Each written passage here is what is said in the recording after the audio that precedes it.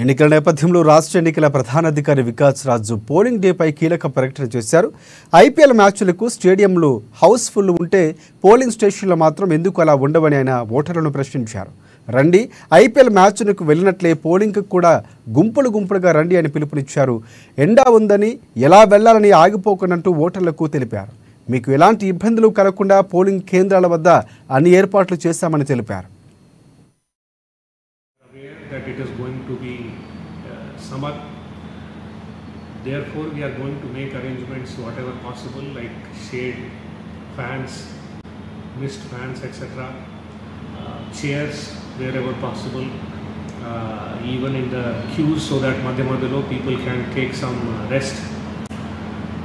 We will also be having paramedical staff in the polling stations to take care of any untoward incident of heat stroke, etc. But my